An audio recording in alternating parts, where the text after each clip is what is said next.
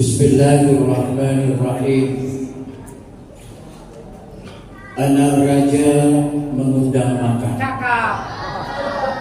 Kurang keras cakap. Anak raja mengundang makan.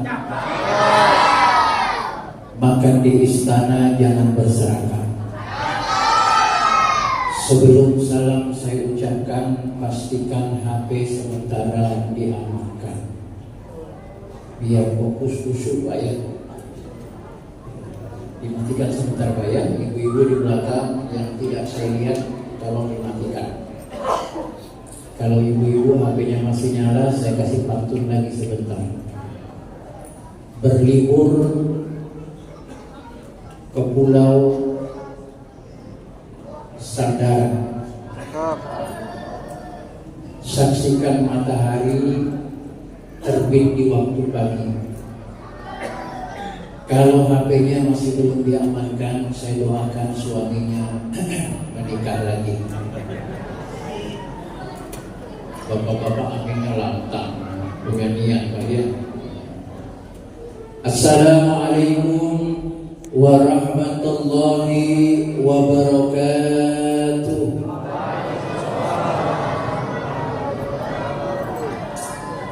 Anak muda pergi menyelam ke laut Tarakan. Dari suara Bapak Ibu menjawab salam, nampak sekali kalau seharian tidak minum dan tidak makan. Kenapa banyak sekali pantunnya Ustaz? Oh jangan salah, Ustaz IKM coy. Beli kain bahannya katun, belinya di toko mahram. Bukan Ustaz IKN kalau tidak banyak pantun. Bagi saya ceramah tanpa pantun ibarat sayur tanpa garam. Alhamdulillahillazi ja'ala Ramadan syahrus siyam, syahrul mubarak, syahrul maghfirah, syahrul tarbiyah. Wassalatu wassalamu ala rasulillah sayyidina wa habibina wa syafi'ina ya maulana Muhammad wa ala alihi wa sahbihi wa mawalah, la hawla wa la quwwata illa billah, amma ba'du. Bersyukur kita kembali kepada Allah dengan ucapan alhamdulillah. Ramadan tahun ini kembali Allah panjangkan umur dan pertemukan buat kita semua. Dan ini malam kedua. Semoga Ramadan kali ini menjadi Ramadan yang terbaik buat kita semua. Amin. Bersalawat kepada baginda Rasulullah sallallahu alaihi wasallam dengan ucapan Allahumma salli ala sayyidina Muhammad wa ala ali sayyidina Muhammad. Semoga kita semua kelak senantiasa mendapatkan syafaat dari beliau. Amin ya rabbal alamin. Bapak Ibu hadirin, jamaah sholat isya insyaallah dilanjutkan sholat sunat tarawih dan witir yang dimuliakan oleh Allah. Bapak Ibu mau saya kasih pantun juga. Ibu Mia naik motor Mio. Buat Bapak Ibu semua sarangnya. Wabil khusus kepada segenap panitia Ramadan yang sudah bersusah payah mempersiapkan segala sesuatunya, dan tahun ini saya angkat 2 jempol. Angkat topi, sudah ada bazar Ramadan, garapan panitia dan takmir Masjid Al-Muhajirin. Subhanallah, tiada hari tanpa inovasi. Mudah-mudahan ke depan insya Allah semakin bagus lagi dan semakin mantap lagi. Amin. Dan ini semua tentunya tidak lepas daripada komando Pak Ketua Haji Muhammad Alwi. Betul Pak Haji namanya? Dan Sekretaris Umum Kanda Haji Sapamoha. Ini beliau berdua saya kasih pantun khusus. Boleh? Boleh? Nanti saya kasih nomor rekening saya Kanda. Pergi ke pasar membeli pisang barangan. Belinya di Pasar Rawa Indah. Ini Pak Ketua dan Sekretaris bukan orang sembarangan, orangnya ganteng, tidak kalah dengan artis India. Dari Mekah ke Meratus, Pak Ketua dan Sekretaris ada ke 100. Bapak Ibu hadirin yang dimuliakan oleh Allah Subhanahu wa taala, tema atau taufik yang diberikan kepada saya dan ini seragam seluruh mubalik BKIDP di Kota Bontang yang tausiah malam ini judulnya sama. Apa itu judulnya? Menjadi pribadi yang ikhlas. Mudah-mudahan selesai sebelum jam 10. Siap Pak? Senyum tapi wajahnya penuh penderitaan saya lihat. Siap sampai jam 10 Pak? Oh, kalau bosan kasih kode batu-batu, selesai saya. Tapi jangan batu sekarang Pak. Insya Allah 15 menit ya, 15 menit insya Allah, karena besok dilakukan subuh. Bapak Ibu hadirin, syarat mutlak diterimanya amaliyah kita, kebaikan kita, ibadah kita, termasuk ibadah Ramadan kita 1 bulan ini, itu ada 2. Syarat mutlak yang pertama adalah ikhlas, yakni melakukan semata-mata mengharap ridha Allah, ma'udiyat ibtigha'a liwajhillah. Semua kebaikan, semua amal, semua ibadah yang kita lakukan semata-mata mengharap ridha Allah Subhanahu wa taala. Itu syarat mutlak yang pertama. Syarat mutlak yang kedua, apa Bapak Ibu? Caranya benar. Bagaimana cara yang benar? Yakni mencontoh baginda Rasulullah sallallahu alaihi wasallam. Jadi syarat mutlak diterimanya amal kita tidak bisa salah satunya, mesti dua-duanya. Contoh, ikhlas, tapi caranya tidak benar, tertolak. Begitu pula ikhlas, tapi caranya tidak benar, atau caranya benar tapi tidak ikhlas, juga tertolak di sisi Allah Subhanahu wa taala. 2 ini mesti terpenuhi. Ikhlas, yang kedua caranya benar, mengikuti baginda Rasulullah sallallahu alaihi wasallam. Sesuai topik, sesuai tema, saya bahas dulu tentang ikhlas. Kalau yang keduanya, ya kalau sempat besok subuh. Kalau tidak sempat selesai, nanti kapan-kapan. Sengaja saya kalau ceramah itu bersambung, biar saya diundang lagi. Strategi itu coba. Yang pertama, 1 dari 2 syarat mutlak diterimanya amal soleh kita, kebaikan kita, ibadah Ramadan kita adalah ikhlas Bapak Ibu. Tadi saya katakan apa itu ikhlas, kita semua tahu ikhlas adalah melakukan kebaikan, hati kita murni semata-mata mengharap ridha Allah Subhanahu wa ta'ala. Maka bagaimanapun besarnya amaliyah kita, bagaimanapun banyaknya amal kita, kalau kita tidak ikhlas, maka akan menjadi sia-sia hadirin. Tapi sebaliknya, walaupun sedikit tapi ikhlas, itu insya Allah akan mendatangkan kebaikan. Tapi yang lebih bagus lagi, banyak dan ikhlas. Ada 2 kisah Bapak Ibu hadirin, sebenarnya ada 3, 2 saja saya angkat karena terbatas dengan waktu.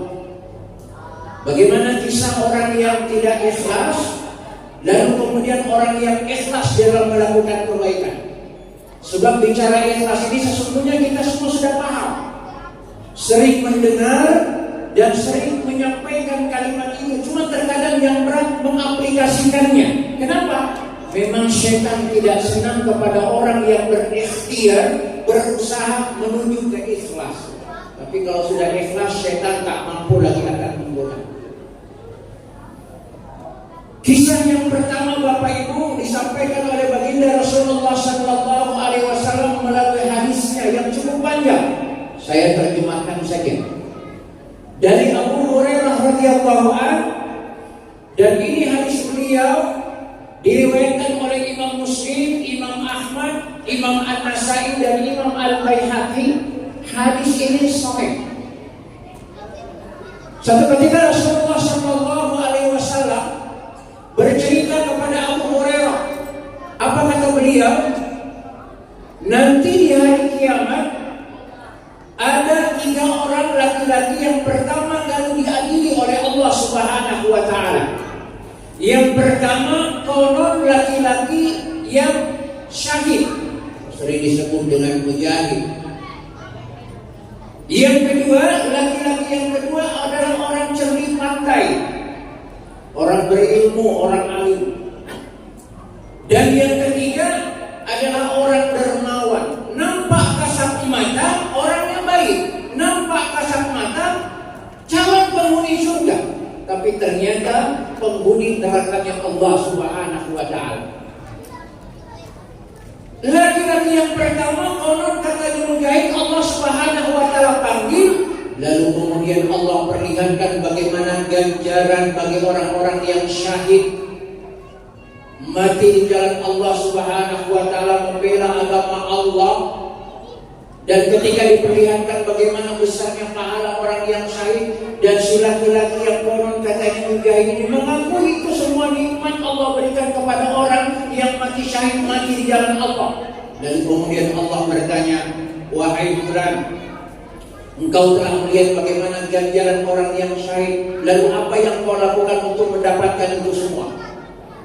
Maka laki-laki si Mujahid ini berkata, ya Allah, untuk mendapatkan itu semua saya telah mengorbankan diri saya, harta saya, bahkan jangankan harta saya, nyawa saya sekalipun saya korbankan sampai saya mati di jalan. Dan ini semua saya lakukan semata-mata karena Engkau ya Allah. Lalu Allah jawab, kau berdusta. Engkau mati konon di jalanku bukan karena aku, tapi engkau ingin dikatakan sebagai pahlawan. Dan itu sudah engkau dapatkan dalam hidup dan kehidupan dunia. Engkau ingin dikatakan sebagai orang yang hebat, orang yang pemberani. Dan gelar itu sudah engkau dapatkan dalam hidup dan kehidupan dunia. Sekarang tidak ada lagi bagianmu di akhirat, apalagi surgamu. Maka orang yang konon katanya Mujahid Allah seret, dan Allah seret bukan kakinya Pak, wajahnya menuju neraka jahanamnya Allah Subhanahu Wa Taala. Lalu dengan laki yang kedua, konon katanya seorang alim, cerdik pandai. Pertanyaannya sama dengan pertanyaan yang pertama. Lalu kemudian dia menjawab, ya Allah, saya akui semua nikmat yang kau berikan kepada orang yang berilmu, cerdik pandai. Dan ya Allah, ilmu yang ada pada saya sudah saya sampaikan kepada orang yang belum tahu jadi tahu, yang tadinya tidak bisa menjadi bisa. Dan itu semua saya lakukan ya Allah karena semata-mata Engkau ya Allah. Allah jawab, kau berdusta. Ilmu yang kau sampaikan bukan karena aku, tetapi ilmu yang kau sampaikan agar supaya engkau ingin dikatakan orang yang hebat, orang yang alim, orang yang cerdik pandai. Dan penghargaan itu sudah kau dapatkan dalam hidup dan kehidupan dunia. Sekarang tidak ada lagi bagianmu di surgaku, tempat mulai layak adalah neraka jahanamku. Diseret wajahnya masuk ke dalam neraka jahanam. Lalu laki-laki yang ketiga pun sama, pertanyaannya diperlihat bagaimana indahnya orang yang suka mendermakan, membelanjakan hartanya di jalan Allah, suka berinfak, suka bersedekah. Setelah itu Allah bertanya, apa yang kau lakukan dengan nikmatku yang sedemikian besar terhadap orang yang membelanjakan hartanya? Maka laki-laki yang ketiga berkata, ya Allah, hartaku yang banyak, hartaku yang ada, aku belanjakan di jalanmu ya Allah. Ini semua saya lakukan semata-mata karena Engkau. Allah jawab, engkau telah berdusta. Harta yang kau dermakan bukan karena saya, tapi ingin dikatakan sebagai orang yang dermawan, orang yang suka membantu, orang yang suka menolong. Bahkan ada udang di balik ote-ote. Itu bulan lalu banyak itu yang nyumbang itu, luar biasa itu. Hampir kasihan kandaku ini, Kanda Haji Salam, subhanallah, ini orang soleh. Kanda Haji Mami kalau tidak, luar biasa. Kemarin peluru itu luar biasa. Itu semua engkau lakukan bukan karena aku. Engkau ingin dikatakan sebagai orang yang dermawan, ingin dikatakan sebagai orang yang suka berbagi. Dan itu sedang mendapatkan di dunia, penghargaan itu sedang mendapatkan di sekarang di akhirat. Tidak ada lagi bagianmu. Tempatmu adalah neraka jahanam. Maka konon katanya orang yang dermawan ini bukan dimasukkan ke dalam surganya Allah, tetapi dimasukkan ke dalam neraka jahanamnya Allah Subhanahu wa ta'ala. Masya Allah. Makanya kemarin itu saya selalu berdoa, ya Allah, tanda saya Haji Salam, mudahkan ya Allah. Tanda Haji kami mudahkan ya Allah. Alhamdulillah, Allah Subhanahu wa ta'ala mudahkan. Amin ya rabbal alamin. Mudah-mudahan bermanfaat buat kita semua sebagai wakil kita. Amin ya rabbal alamin. Ini kisah yang pertama. Tidak usah lihat jam Pak, saya pasti selesai. Tersinggung saya kalau lihat jam, saya pasti selesai. Kisah yang kedua, kisah orang yang ikhlas, amalnya sedikit Pak. Ini juga di dalam hadis Nabi Sallallahu Alaihi Wasallam yang cukup panjang, juga diriwayatkan oleh Imam Bukhari Muslim Sahih, juga dari Abu Hurairah radhiyallahu anhu. Beliau berkisah dalam sabdanya yang mempunyai ada seorang wanita yang hampir seluruh hidupnya melacur. Suatu ketika sampai pada titik nadir yang terendah, ingin bertaubat, cuma tidak tahu di mana tempatnya. Maka kemudian dia bertemu dengan seekor anjing yang dalam keadaan kehausan. Maka apa yang dia lakukan? Masuk ke dalam sumur, dia lepas sepatunya, dia ambil, lalu kemudian diberikan minum anjing yang kehausan. Padahal anjing ini Bapak Ibu, kalau kita terkenal liurnya kan najisnya mengolak. Itu baru suci kalau dicuci, dibasuh dengan 7 kali air, dan di antara 7 itu dengan menggunakan tangan. Tapi subhanallah, asbab dia menolong seekor anjing, maka Allah Subhanahu wa ta'ala ampuni dosa-dosanya, dan Allah Subhanahu wa ta'ala telah masukkan ke dalam surganya Allah Subhanahu wa ta'ala. Maka dari dua kisah ini Bapak Ibu memberikan pembelajaran kepada kita, hikmah kepada kita, bahwa ternyata penting ketika kita melakukan kebaikan semata-mata mengharapkan ridha Allah Subhanahu wa ta'ala. Wa ma umiru illa liya'budullaha mukhlishina lahu-d-din. Maka tidaklah kuperintahkan mereka untuk menyembah kepada Allah kecuali semata-mata ikhlas kepada Allah Subhanahu wa ta'ala di dalam menjalankan agamanya. Maka itu sebabnya Ramadan datang kepada kita selama 1 bulan penuh, mendidik kita, mentarbiyah kita, bagaimana kita bisa menjadi orang yang ikhlas. Bulan Ramadan syaitan iblis laknatullah alaih dirantai, dibelenggu oleh Allah Subhanahu wa ta'ala sehingga tidak leluasa menggoda kita, sehingga ada kemudahan buat kita untuk menjadi orang yang ikhlas. Apa sih sulitnya kita puasa Bapak Ibu? Masuk ke kamar, kunci pintu, pesan makanan, makan, kemudian keluar pura-pura kelaparan. Tidak sulit. Tapi disitulah Allah Subhanahu wa ta'ala ingin mendidik kita lewat Ramadan, bahwa boleh manusia tidak melihat kita, tetapi Allah Subhanahu wa ta'ala senantiasa memonitor kita. Apa yang kita lakukan, apakah kita ikhlas kepada Allah ataukah kita tidak ikhlas kepada Allah Subhanahu wa ta'ala. Semoga kita semua yang hadir pada kesempatan yang berbahagia ini, dengan tarbiyah Ramadan, Allah Subhanahu wa ta'ala menjadikan kita hambanya yang ikhlas di dalam melakukan kebaikan. Lalu apa keistimewaannya? Apa tanda-tandanya orang yang ikhlas ketika melakukan kebaikan? Insya Allah kita akan sambung besok subuh. Siap Bapak Ibu?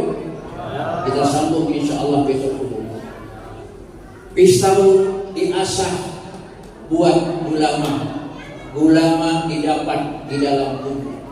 Tidak usahlah saya tausiah terlalu lama, karena insya Allah akan dilanjutkan besok subuh.